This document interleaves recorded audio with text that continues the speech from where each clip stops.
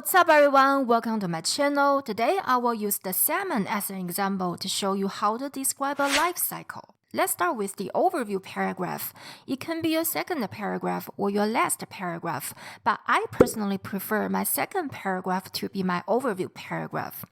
I know a lot of IELTS gurus say, oh, process diagrams are easy. In the overview, you just say the life cycle is a natural process that begins with and ends with.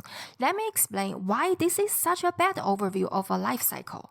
If we use this method to summarize the life cycle of the salmon, we will have the life cycle of the salmon is a natural process that begins with the laying of eggs and ends with adult salmon returning to their birthplace.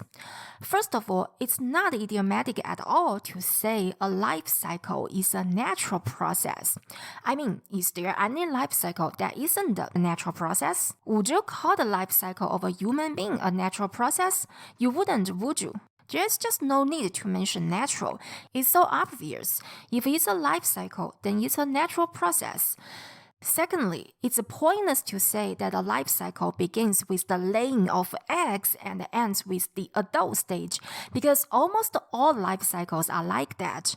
Take, for example, the life cycle of the silkworm. Doesn't it also begin with the egg stage and end with the adult stage? That is to say, you won't make a life cycle distinctive from other life cycles if you talk about only the first and the last stages of the cycle. I think in the overview paragraph, it would be much better to include all the stages of a cycle. It's pretty clear that there are 4 stages in the life cycle of the salmon: the egg stage, the fry stage, the smolt stage, and the adult stage. So we can say, overall, salmon have an average lifespan of 9 years, and their life cycle consists of 4 main stages: egg, fry, smolt, and adult. Here, egg means the egg stage, fry means the fry stage, smolt means the smolt stage, and adult means the adult stage, but we can omit the and the stage. Also note, the question uses the salmon. However, I use salmon. The salmon refers to the species, so it's singular. It requires a singular verb. The salmon has an average lifespan of 9 years. Salmon, on the other hand, refers to the fish themselves, so it's plural. And please keep in mind that the plural form of salmon is also salmon, not salmons. Salmon have an average lifespan of 9 years. Salmon is a plural here, so I use the plural verb have. Both versions are correct. But here, salmon is actually better than the salmon. This is because you need more than one to get an average. The salmon has an average doesn't sound as good because the species doesn't have a lifespan and the one salmon doesn't have an average lifespan, but a group of salmon do. Normally, this is all you need to write for an overview of a life cycle, but here I will also make a comparison. The first 3 stages happen in a river, or you can say they happen in fresh water. The last stage, however, happens in the sea, or you can say in saline water. While the first 3 stages occur in fresh water, the last one takes place in saline water. This is the entire overview paragraph. Now let's move on to details paragraph 1. I would group the first 3 stages into this paragraph since they all happen in fresh water. So the life cycle starts when salmon eggs are laid. I think the hard part is to describe where the eggs are laid. There is a lot of information here. I would start from the stones. The eggs are laid among stones. So we can say the life cycle starts when salmon eggs are laid among small stones. Then we need to modify the stones. Be careful with where the stones actually are. Don't say something like, the stones are covered by reeds, or the stones are under reeds, because they sound like the reeds have been cut and laid across the stones. To make it clear that the reeds are growing out of the stony area, we can say something like, among small stones at the base of reeds, or among small stones interspersed among reeds. Interspersed means scattered among or between other things. Both versions are good, but I don't like to use big words, so I will use this version. Now we need to modify the reeds. Where are the reeds? They are in the upper river, so we can say at the base of reeds in the upper part of the river. Now we need to modify the river and add the information slow moving in the upper part of a river where the current is slow. So the egg stage is done. Now let's move on to the fry stage. This diagram is actually very misleading. It doesn't take 5 to 6 months for salmon eggs to hatch. It takes only 2 to 3 months. And after the eggs hatch, what come out of the eggs are not fry, but elephants. The elephants hide among the stones for 3 to 4 months to develop into fry. That's 5 to 6 months in total. Of course, we don't need to talk about the elephants in our essay, but still, we should know that there is a stage missing so that we won't write something stupid like after 5 to 6 months the eggs hatch or after the egg hatch, fry emerge. Again, it takes only 2 to 3 months for the eggs to hatch, and after the eggs hatch, what emerge are not fry. You know how tiny salmon eggs are. There is no way something that is 3 to 8 centimeters long can come out of a tiny salmon egg. So how can we handle this part? We can simply say, after approximately 5 to 6 months, fry can be seen in the water. This is enough. And there are a couple of things I want to talk about here.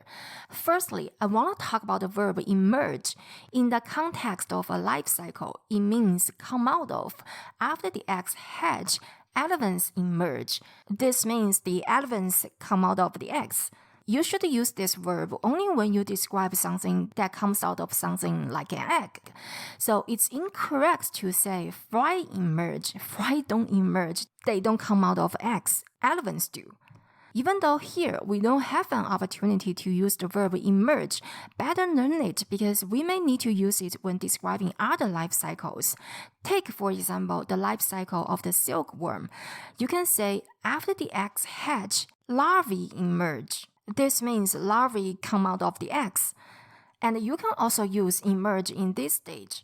Moths emerge from the cocoons, which means moths come out of the cocoons. The other thing I want to talk about is that the plural form of fry is also fry. So we say fry can be seen in the water, not fries can be seen in the water. Now let's go back to the fry stage. Let's add the information 3 to 8 centimeters. I will show you 4 different ways to do it. Use the verb measure. They measure 3 to 8 centimeters long. Use the verb reach. They reach 3 to 8 centimeters long. Use the verb average. They average 3 to 8 centimeters long. And of course, you can simply say they are 3 to 8 centimeters long. I'm going to use measure here. Fry which measure 3 to 8 centimeters long can be seen in the water.